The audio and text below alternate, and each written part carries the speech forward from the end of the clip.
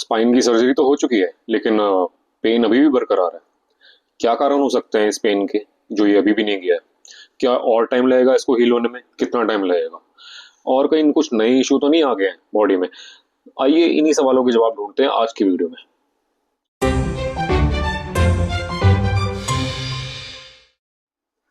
नमस्कार फ्रेंड्स, मेरा नाम है सौरभ और आप देख रहे हैं रिलेटेबल है। लास्ट वीडियो में मैंने आपसे बात करी थी कि मैंने अपनी एक सर्जरी कराई थी, स्पाइन से रिलेटेड डिस्क की सर्जरी हुई थी। तो क्या कारण थे उस सर्जरी को कराना पड़ा था, और मैंने एक फीडबैक वीडियो भी बनाया था कि 6 वीक्स के बाद का तक का मेरा एक्सपीरियंस कैसा रहा है। और आज हम बात करने वाले हैं कि सर्जरी कराने के बाद पेन जो बना हुआ है उसके कारण क्या है। क्या कारण हो सकता है कि ये पेन अभी भी बरकरार है? कहीं कुछ प्रॉब्लम तो नहीं है? सर्जरी सक्सेसफुल है या कहीं सर्जरी फेल तो नहीं हो गई है? तो सबसे पहले ये जो पेन जो डेवलप हो रहा है सर्जरी के तुरंत बाद, इसका इसके कई कारण हो सकते हैं। ठीक है। पहला कारण हो सकता है इसका प्लेन इन्फ्लेमेशन।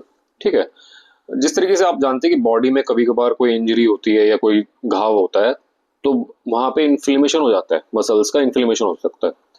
तो सिमिलरली इसी केस में भी जिस तरीके से आपका इंसिजन लगा है, सर्जरी हुई है, तो आसपास की जो मसल्स हैं वो सोर हो सकती हैं। ठीक है। उनमें इन टाइप का इन्फ्लेमेशन डेवलप हो सकता है। इस इन्फ्लेमेशन के कारण हो सकता है कि एक फैंटम पेन जो आपको महसूस हो रहा हो, ये पेन हो सकता है कि ये सिमिलर आपके जैसे साइटिक पेन से ये थोड़ा सा सिमिलर आपको लगे कि ये भी टांगों की तरफ जा रहा है, आपके लेग्स में पूरा नीचे तक जा रहा है। हो सकता है कि ये आपको उस तरीके का पेन हो। मेरे को भी ये इस टाइप का ही पेन सर्जरी के बाद तीसरे चौथे दिन के बाद ये उठा था दर्द। और मेरे को भी ऐसे लगा था कि ये दर्द ये क्यों आ रहा है मेरे को, कहीं सर्जरी में कोई प्रॉब्लम तो नहीं आ गई, कोई कॉम्प्लिकेशन तो नहीं हो गया। ठीक है। तो पहला कारण हो सकता है इसका, जैसे मैं बताया कि एक प्लेन जो है इन्फ्लेमेशन होता है, कि ये इसकी वजह से भी आ सकता है। ठीक है। सो नेक्स्ट कारण है इस पेन को आने का, मसल की टाइटनिंग। जिस एरिया पे आपका सर्जरी हुई है, जिस पॉइंट पे आपकी सर्जरी हुई है, आसपास के जो भी मसल्स है वो एक प्रोटेक्टिव मैकेनिज्म बना लेती हैं, और उसकी वजह से जो मसल्स है, आसपास की जो सराउंडिंग मसल्स हैं, वो उसमें एक टाइटनेस आ सकती है। ये एक बॉडी का एक नेचुरल फिनोमिना है। किसी भी इंजरी को हील करने के लिए बॉडी अपने आप से ये इस तरीके से रिएक्ट करती है। तो आपके जो घाव है उसके अराउंड की जो मसल्स हैं वो अपने आप में एक टाइटनेस डेवलप कर सकते हैं। इस टाइटनेस की वजह से जो आपकी नर्व है उसमें एक हल्का कंप्रेशन आ सकता है। आप इसे समझ सकते हैं कि जो सिमिलर आपको पहला जैसा पेन हो रहा था उससे सिमिलर, लेकिन हो सकता है ये उससे कम हो। ये इस टाइप का एक पेन आ सकता है आपके इस केस में। ठीक है। तो सेकंड कारण हो सकता है कि मसल की टाइटनिंग। ओके। अगला कारण हो सकता है कि पोस्ट सर्जरी आपकी सर्जरी पॉइंट के आसपास में स्वेलिंग हो सकती है।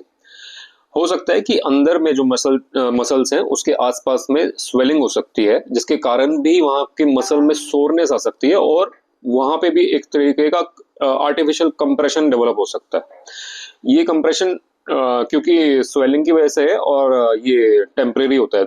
जितने भी केसेस मैंने बताए सभी ये टेम्परेरी हैं। इनमें कुछ टाइम के बाद ये अपने आप नॉर्मलाइज हो जाएगा, और वो जो भी कंप्रेशन हो रहा है नर्व पे वो चला जाएगा। आप इसे कह सकते हैं ये एक हीलिंग का प्रोसेस है, पार्ट ऑफ हीलिंग है।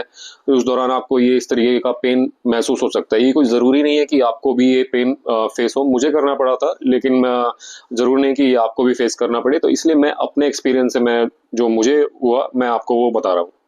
ठीक है। नेक्स्ट इसमें एक चीज़ और है।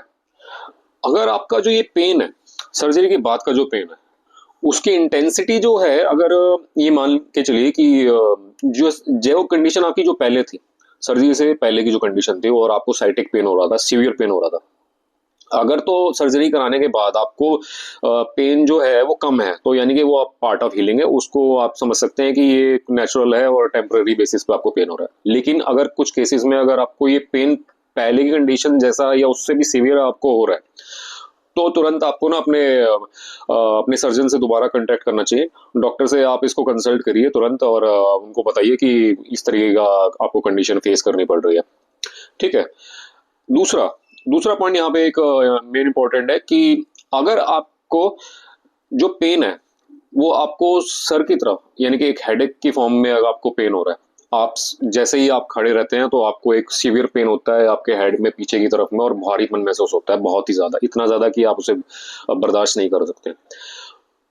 और इसमें एक दर्द को पहचानने की एक चीज और है, अगर आप लेटते हैं और आपका दर्द ठीक हो जाता है तुरंत ही, अगर आप लेटते हैं, जैसे ही आप लेटने की फॉर्म में आते हैं और आप अपने बैक की तरफ पूरा लेटते हैं पूरा नॉर्मल कंडीशन में, तो आपका ये पेन हट जाता है। और जैसे ही आप दोबारा खड़े होते हैं और ये पेन दोबारा आ जाता है और सीवियर पेन होता है, तेज तेज पेन होता है। तो देखिए इस कंडीशन में क्या होता है कि आपका सी एस एफ लीक हुआ है, चांसेस हैं कि आपका सी एस एफ लीक हुआ हो। सी एस एफ क्या है कि आपका सेरिब्रल फ्लूइड होता है जो कि नर्व के अराउंड एक ट्रांसपेरेंट कोटिंग होती है। तो ये एक टाइप की प्रोटेक्टिव लेयर होती है जो नर्व को, जो हमारी स्पाइनल नर्व है उसको ये प्रोटेक्ट करके रखती है। अगर इसमें किसी भी टाइप का कोई टीयर हो जाता है किसी इंजरी या किसी और रीजन की वजह से, तो वो जो फ्लूइड है वो वहां से मूव कर सकता है बाहर की तरफ, और आपको वो नर्व पे कंप्रेशन भी दे सकता है।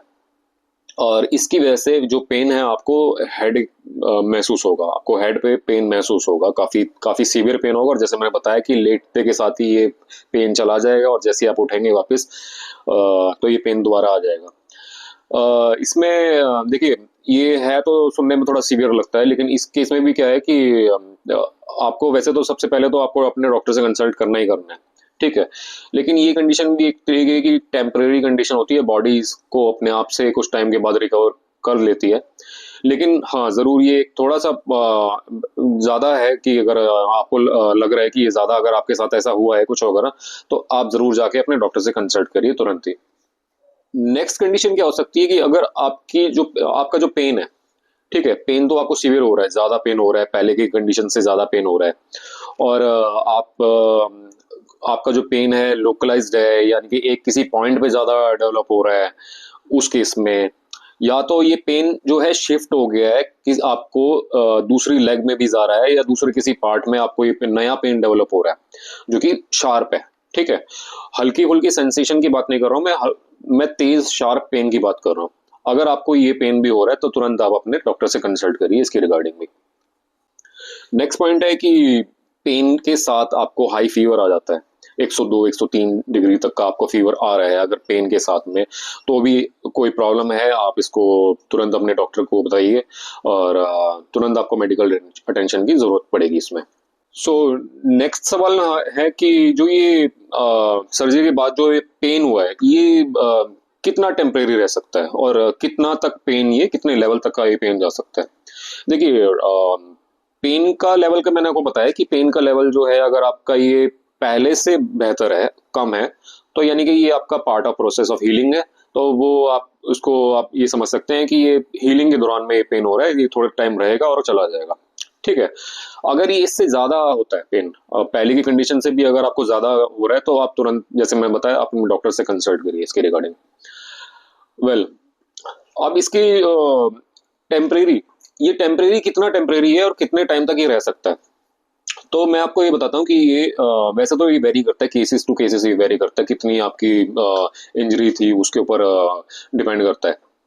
लेकिन जनरली ये क्या होता है कि ये फ्यू वीक से लेके फ्यू मंथ्स तक ये रिकवरी पेन रह सकता है, ठीक है, डिपेंडिंग आपकी बॉडी कैसे रिएक्ट करती है। आपके जो मेडिसिन है, सप्लीमेंट्स हैं, वो आप लेते रहिए टाइम टू टाइम, जो प्रिकॉशन है आपको वो लेते रहिए।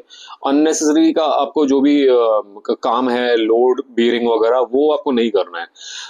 एक गोल्डन रूल है NO BLT, जिसमें ये बोला जाता है कि नो बेंडिंग, नो लिफ्टिंग और नो ट्विस्टिंग, ठीक है। आप अपनी मान के चलिए आपको 3 मंथ्स तक तो आपको ये इस तरीके का कोई काम नहीं करना है जिसमें आपको बेंड होना पड़ रहा है, अपनी स्पाइन को बेंड करना पड़ रहा है, और कोई लिफ्टिंग नहीं करनी है आपको, ठीक है। सेकंड पॉइंट, आपको कोई लिफ्टिंग नहीं करनी है, आप 2-3 किलो से ज्यादा का वजन मत उठाइए, अपने शरीर से दूर रख के अपने वेट को मत उठाइए, ठीक है। जितना हो सकता है आपको उठाना पड़ रहा है तो आप अपने शरीर के पास रखिए उस वेट को, और जब आप उठाइए अगर वो भी अवॉइड करिए कि उसकी जरूरत ना पड़े, ठीक है। और ट्विस्टिंग आपको नहीं करना है, किसी भी फॉर्म का ट्विस्टिंग आप अवॉइड करिए। स्टार्टिंग के 2.5-3 महीने आपको किसी भी टाइप का ट्विस्टिंग नहीं करना है। आप उस एरिया को हील होने दीजिए, अपनी स्पाइन को थोड़ा सा टाइम दीजिए, वो अपने आप हील होएगी। और जो स्पाइन का पार्ट है वो देखिए, ये बहुत नर्व जो हील होती है बहुत ही स्लो स्पीड से हील होती है। ओवरऑल जो डॉक्टर ने मेरे को भी बताया था कि आपको पूरा टाइम देना पड़ेगा नर्व को हील होने में। कम से कम आप ये मान के चलिए कि 6 मंथ्स तक, सॉरी 6 मंथ्स तक आप किसी भी टाइप की फिजिकल एक्टिविटी, हार्ड एक्टिविटी मत करिए। जो जनरल जो वॉकिंग वगैरह के लिए जो बताया गया वो तो ठीक है, लेकिन किसी भी टाइप की जैसे gymming activity, extra sports activity, running और बहुत ज्यादा कुछ एक्सक्रूशन कोई एक्टिविटी वो मत करिए, ठीक है। सो अदर कोई रीजन हो सकते हैं जिनके अलावा भी ये पेन आता है। तो एक कारण इसमें से ये भी हो सकता है कि स्कार टिश्यू डेवलप हो सकता है। स्कार टिश्यू क्या बेसिकली क्या है कि जहाँ पे आपका ऑपरेट हुआ है, जो जिस पॉइंट पे ऑपरेट हुआ है, जहाँ पे इंसिजन लगा है, उसके अराउंड, उस मसल्स के अराउंड में एक स्कार टिश्यू डेवलप हो सकता है। ये स्कार टिश्यू है, ये मसल्स को ये टाइट करके रखते हैं, खींच के रखते हैं। It's a part of healing. देखिए इसमें ये एक नॉर्मल प्रोसेस है, बॉडी का हीलिंग मैकेनिज्म है। तो उस दौरान क्या होता है कि क्योंकि मसल की टाइटनिंग हो जाती है इसके कारण, और अगेन ये कंप्रेशन आपको ये नर्व पे दे सकता है, ठीक है। तो एक कारण आपका ये स्कार टिश्यू भी हो सकता है। और इनके अलावा जो है एक कारण और हो सकता है, जो कि आप इसे कह सकते हैं कि स्वेलिंग है, इंटरनल स्वेलिंग हो सकती है, कोई इसी टाइप का इंटरनल फ्लूइड डेवलप हो सकता है। उस फ्लूइड को जो है फ्लूइड जिस जगह पे बना है उस मसल्स में अराउंड में, वो भी एक तरीके का कंप्रेशन डाल सकता है बॉडी पे। ये भी एक तरीके की टेम्परेरी कंडीशन है, थोड़ा टाइम बाद आप देखेंगे ये अपने आप ठीक हो गया, जो स्वेलिंग है वो अपने आप कम हो गई है। और एक ज़रूरी पॉइंट जो था कि मैंने आपको बताया था, CSF लीक में भी किसी टाइप का एक लिक्विड जो होता है वो लीक होता है। ये एक तो सीवियर कंडीशन है। देखिए आप अगर CSF लीक होता है और आपको पेन हो रहा है, जैसे कि हेड की तरफ जा रहा है, आपको हेड में बहुत ज़्यादा पेन होता है, शार्प पेन, तो आप तुरंत अपने डॉक्टर से जाके मिलिएगा।